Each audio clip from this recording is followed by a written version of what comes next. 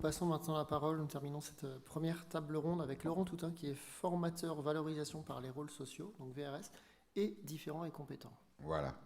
Bonjour à toutes et à tous. Eh bien, écoutez, voilà un super exemple de valorisation des rôles sociaux, ce que vous venez de nous présenter. Donc, bravo à vous. C'est comment on fait en sorte que des personnes soient pleinement citoyens. Ça, c'est un rôle social, d'être pleinement citoyen. Donc voilà, en tout cas, voilà un exemple concret de la valorisation des rôles sociaux. Merci. Donc je vais vous parler de la VRS, valorisation des rôles sociaux. Donc c'est une philosophie d'accompagnement, c'est une façon de faire et de comprendre comment on peut accompagner des personnes qui sont dévalorisées socialement. Alors là, on est plutôt dans le champ du handicap, mais c'est pour tout groupe de personnes qui est dévalorisé socialement dans une société. Et malheureusement, il y en a un certain nombre.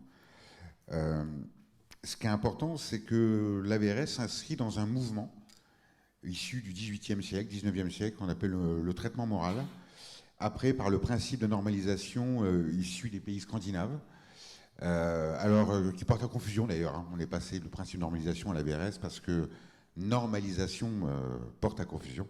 C'est-à-dire qu'on l'utilise mal, malheureusement, on l'utilise avec un sens qui n'est pas le bon, c'est-à-dire, j'ai envie d'en parler là, pardon. Le principe de normalisation, ce n'est pas rendre normal une personne, ce n'est pas être normal, ça ne veut rien dire. Qui est normal ici, ça ne veut rien dire. Donc c'est pas ça du tout. Et c'est pas du tout non plus en lien avec des normes. C'est tout simplement faire en sorte qu'une personne puisse vivre le plus normalement possible dans une société. C'est aussi simple que ça, le principe de normalisation. Donc voilà, il ne faut surtout pas changer son sens qui, là, par contre, devient gênant pour nous tous, et moi le premier d'ailleurs.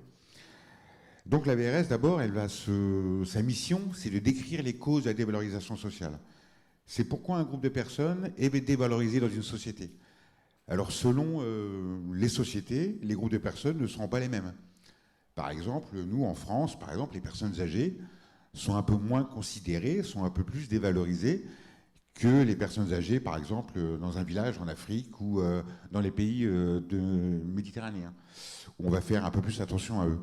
L'ancien, dans le village en Afrique, il est important, c'est lui qui a le savoir, c'est lui qui est le sage, et on ne va surtout pas le ségréguer quelque part. Vous voyez ce que je veux dire? Donc on fait attention à ça. Donc bien sûr, tout à l'heure, j'ai entendu, et c'est une réalité malheureusement, les personnes en situation de handicap, le handicap est la première cause de discrimination et de stigmatisation en France, et donc de dévalorisation sociale. Ça va avec, malheureusement. Et la VRS, donc une fois qu'on a compris c'est quoi le mécanisme de la dévalorisation sociale, eh bien on essaie de travailler sur comment arranger ça en gros. Donc on va travailler sur l'image sociale de la personne qui est dévalorisée. Plus je vais modifier, c'est-à-dire travailler sur l'image de la personne pour la rendre plus valorisée au sein de la société, plus la personne sera valorisée dans la société.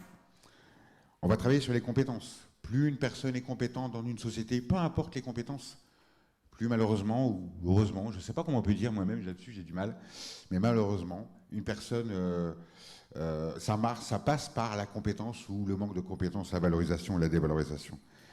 Le but ultime, bien sûr, c'est de renforcer, d'acquérir et des rôles sociaux valorisés. La plupart des personnes qui sont dévalorisées socialement ont des rôles sociaux dévalorisés. Je vais juste vous donner un exemple. Un jour, dans un établissement, un professionnel me dit, tu vois là-bas, Michel le trisomique.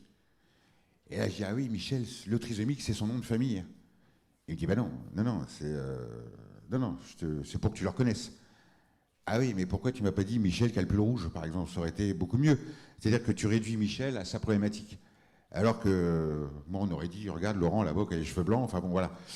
Et c'est ça qui est terrible, c'est qu'on réduit, en fin de compte, la personne à sa problématique, et son rôle social, c'est d'être en situation de handicap. C'est d'être handicapé.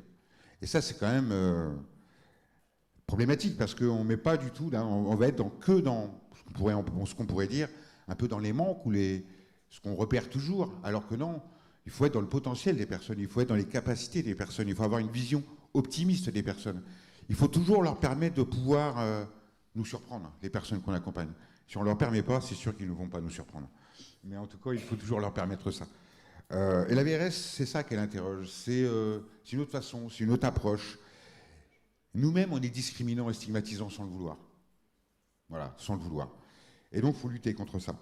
Donc ça veut dire que quand on veut cheminer dans la VRS, dans un établissement, mettons, dans une institution, dans une association, quand on veut cheminer pour mettre en place la VRS, eh ben on va tout interroger. On va aussi bien interroger l'architecture, le moindre investissement, les projets éducatifs, le projet associatif, le projet d'établissement, et tout ce qu'on va mettre en place. Est-ce que c'est discriminant? Est-ce que c'est stigmatisant? Est-ce que c'est dévalorisant? Est-ce que c'est valorisant? Est-ce qu'on redore l'image des personnes? Est-ce qu'on améliore les compétences des personnes ou pas? Enfin, toujours, on va s'interroger là-dessus. C'est-à-dire qu'en fin de compte, on vous demande d'avoir une rigueur intellectuelle, une gymnastique intellectuelle, pour à chaque fois vous poser cette question-là. Et je dis bien à chaque fois. C'est pas simple. Hein. C'est pas simple parce que on pourrait vous parler d'outils, on pourrait parler de méthodos, mais c'est pas ça qui est l'essentiel. L'essentiel dans la VRS, c'est d'acquérir l'état d'esprit de la VRS. C'est-à-dire, si vous avez l'état d'esprit, si vous êtes dedans, si dans votre réflexion, à chaque fois, vous faites attention à ça, peu importe le sujet, vous serez dans la VRS. Et donc, vous allez cheminer vers la VRS. Et donc, vous faites attention, vous allez faire en sorte que les personnes que vous accompagnez, qui sont en dévalorisation sociale, puisque, encore une fois, le handicap, première cause de discrimination et de stigmatisation, eh ben, on fera en sorte que les personnes soient moins dévalorisées, tout simplement par notre approche et notre accompagnement. Donc voilà, je pourrais tenir beaucoup plus, hein, bien sûr, dessus, mais je vais m'arrêter là. En tout cas, ce qui est essentiel, c'est bien d'acquérir un état d'esprit pour faire en sorte qu'il y ait une culture dans l'institution pour essayer de cheminer vers des accompagnements qui soient un peu moins dévalorisantes et plus valorisantes pour les personnes qu'on accompagne. Voilà, merci beaucoup.